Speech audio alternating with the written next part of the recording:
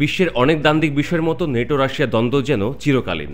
রাশিয়ার president Vladimir পুতিনের জ্যেষ্ঠ সহকারী নিকোলাই পাত্রুশেভ অভিযোগ করেছেন, নেটো পানির নিচ দিয়ে রাশিয়ার বিভিন্ন পাইপলাইন ও ট্যাঙ্কার ধ্বংসের ফন্দি আঁটছে এবং এটা স্পষ্টতই ইউক্রেন ইস্যুকে কেন্দ্র করে রুশ মার্কিন আলোচনাকে অসম্মান করা।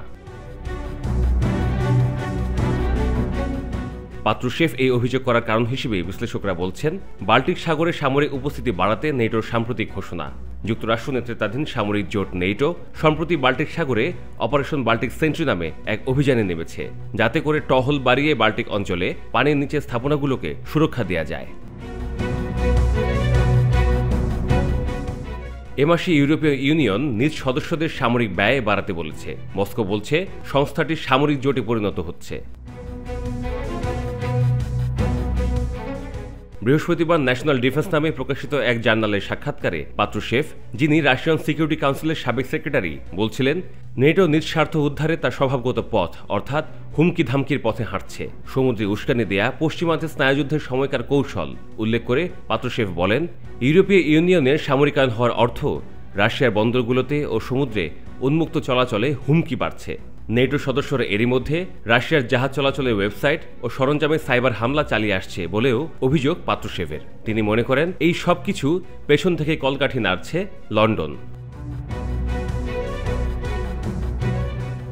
গত মাসে রাশিয়ার সিকিউরিটি কাউন্সিলের ডেপুটি সেক্রেটারি আলেক্সান্দার মোলচানোভও আভাস দিয়েছিলেন, সাগরে অভিযান চালাতে নেটো কোমর বেঁধে মাঠে নামতে যাচ্ছে। বাল্টিক সাগরে অভিযানের কারণ হিসেবে নেটো বলেছিল, বেশ কিছু দুর্ঘটনা ঘটিয়ে সাগরের নিচে কেবল ধ্বংস করা হয়েছে এবং জোট সদস্যরা এর জন্য রাশিয়াকে দায়ী করেছিল। রাশিয়াও বলেছিল তার এত ঠেকা পড়েনি এমনটি ঘটানোর। পরবর্তীতে তদন্ত করে দুর্ঘটনায় রাশিয়ার সম্পৃক্ততার প্রমাণ মেলেনি। এই অভিযোগকে উস্কানি হিসেবে উল্লেখ করে মস্কো বলেছিল, বাল্টিক সাগরে নেটোর টহল আঞ্চলিক স্থিরতার জন্য হুমকি স্বরূপ।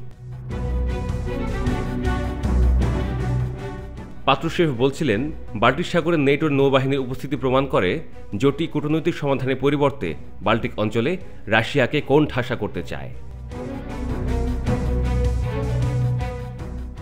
রাশিয়া এমনিতেই তার সীমান্তে নেটো সেনাদের উপস্থিতির ওপর কড়া নজর রাখছে।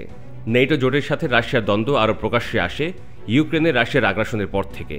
পশ্চিমা নেতারা এবং গোয়েন্দা সংস্থাগুলো বলে আসছে, রাশিয়ার আচরণ দিন দিন এতটাই আক্রমণাত্মক হচ্ছে, আগামী 5 বছরের মধ্যে এই দেশটি বড় ধরনের যুদ্ধ বাঁধাতে পারে।